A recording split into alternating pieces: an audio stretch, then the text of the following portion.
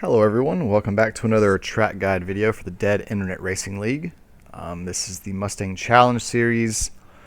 We have a setup change. So from the league session, when you enter, make sure I can't now because this is a replay, make sure you go to your garage and on the bottom left, scroll all the way down, make sure that power is, it's a minus 5% in power and plus 45 kilograms on weight.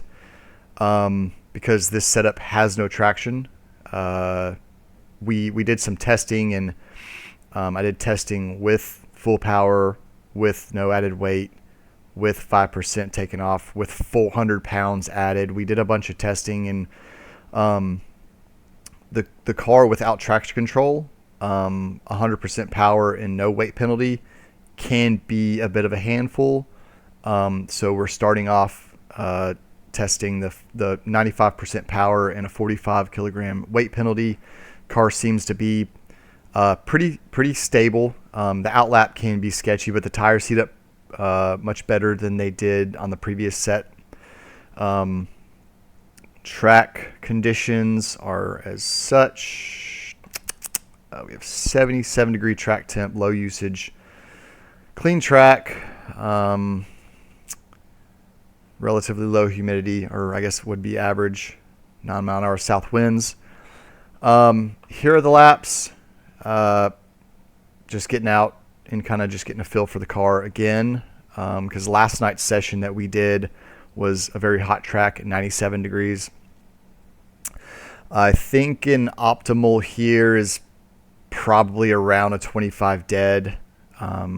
With the conditions I have and the 95% power and the weight penalty. I think consistent mid-25s is a really good race pace in this set, but I mean, to crank out a 25 flat, you're pretty much giving it everything. So let's run through a lap.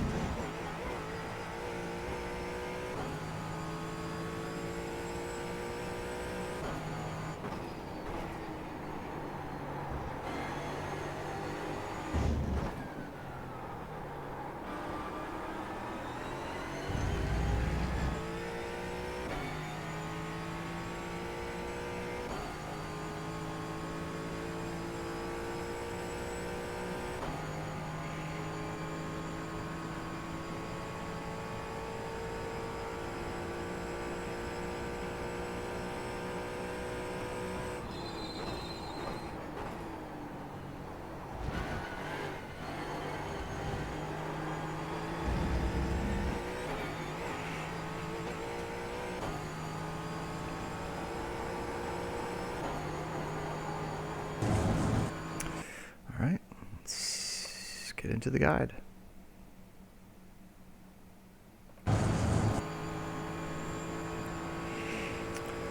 So turn one, I'm going to be braking around the same marker I would for the GT4s and GT3s, or this other pit lane, the entry for the other pit lane. As soon as I'm hitting this patch of tarmac right here, I'm going to be on brake. Oh, wrong. That's not forward one frame. What am I doing? Pardon me. Technical difficulties. So just before the service road, I'm going to get on brake. I'm not going to be very heavy on brake. I'm just trying to scrub speed. And once I make my turn in for turn one and I hit that compression, I can go back to power. Down to third, compression, back to power. I don't really want to push out too wide on turn one. you can gain some momentum and speed up through the hill. But if you're too far left, it takes away your entry to attack turn 3. So I like to actually, when I'm back to power, I want to keep the wheel rotated to the right to just try to set myself up for my entrance to attack turn 3.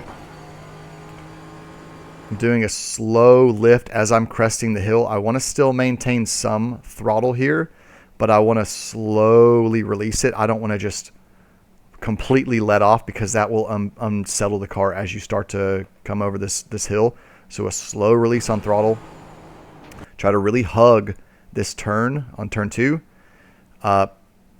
Not very heavy braking, but you do want to get the car slowed, and you want to start making your turn in as soon as you exit this curb on the left.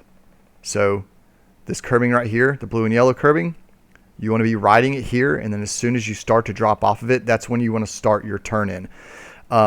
It just allows for you to be able to cut turn 3 as much as you're able to.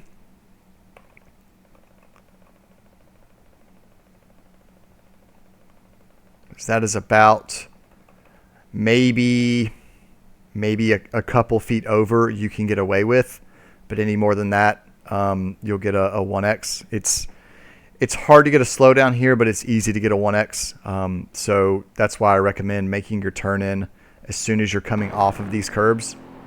It just sets you up better for your approach into turn 3. And I'm going to push out wide all the way to these curbs. And then I'm going to hug these as tight as I can. I don't really want to be up on them, but I want to be as close to them as I can, because I want to be all the way on this side of the track, and I'm going to shift to 4th. And that, because the car doesn't really turn in that great on the S's. So you want to be as far left to open the approach down into the S's, just so you can be to power just a little bit sooner. I'll shift to 4th, slight lift as I'm entering the downhill. I don't want to lift all the way, just a slight lift. Back to full power as soon as I'm on these curbs right here. I want to cut. I basically want to cut as much of the curbing as I can through the S's. So I'm going to use all the available curb. So hug this as tight as you can. Stay off the curb. Shift to 4th. Slight lift. Use all the curbing. Use all the curbing. And cut in. You can hit this curbing. But just, you just be careful, because there is no traction control in these cars. So if you're too aggressive as you're hitting this, because this is compression, but it's bouncy compression. So it's not a steady compression of the car. The car will bounce, and if you're too aggressive on throttle, it will cause the car to spin out on you. So let's go back and watch this cockpit.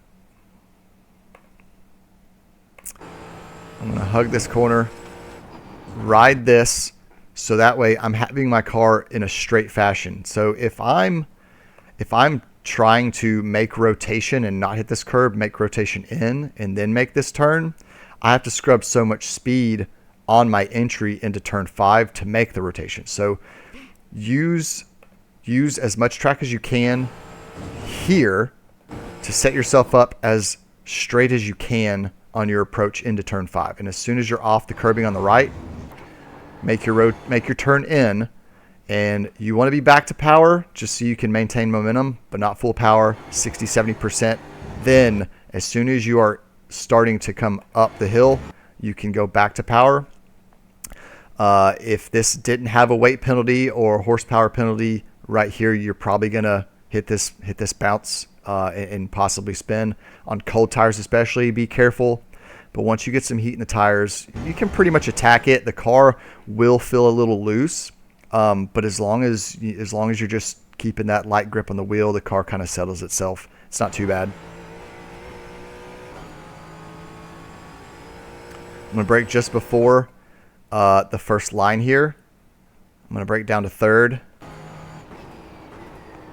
I'm going to hug this apex, but I'm going to be back to full power as soon as I possibly can and push as wide as I can on exit. Brake earlier than you think here. Hold that trail brake until you're ready for power. This is a very easy spot with this setup and no traction to spin. So as you're coming out of the turn, try to get to 60-70%, no more, until you've unwound the wheel enough to go to full power. If you are 100% right here, or maybe even just before, or just a little bit after, you can easily spin. Just be very careful with that. Now, you'll probably never reach sixth with this setup. So what I generally do is, as I'm coming down the hill, I don't know if there's specifically, because I'm not looking at the shadow, because the shadow is going to change throughout the course of the stint or the race. It's generally as I'm passing the modal sign and I'm starting the downhill, because there's like a little crest right around here, or right around this hash mark right here. There's a little crest, and then it starts to go downhill. It's generally right after that is when I'm braking. All the way down to second. Cutting this as much as I can. You can get away with a lot here. You can even get away with more than that. I think that might be, I don't know if it says rules here. Oh no, because it's a replay, so it won't tell me. This is a safe cut, so I think you can actually cut a little bit more, but I wouldn't really push it more than this. I actually got on throttle pretty aggressive here. Might have lost a tenth through this final sector. You can see the back end kicked out a little bit, but when I caught it, it actually helped me set up for 10B. So while I only lost a tenth, it could have been even worse. I could have spun the car. But you want to cut 10A as much as possible to set yourself up for the exit out of 10B. If you come in too deep, if you're not cutting 10A as much as possible, it really ruins your momentum through this entire section area. Through this 10A and 10B, you want to be cutting them as much as you possibly can. It just keeps the momentum up. Obviously, momentum equals time. And then coming up and out of this hill, be careful.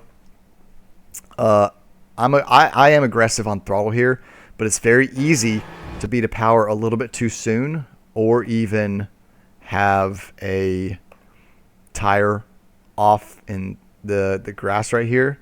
If you are too aggressive on throttle and you're out here, the car's going to spin and you're going to end up hitting this wall right here. I've actually done it, and it's not fun. I don't recommend it. So you want to be aggressive out of here to keep your momentum up and out of this hill, but just aggressive, but not overly aggressive. Once the tires are warm here, you generally will only see a very slight lift.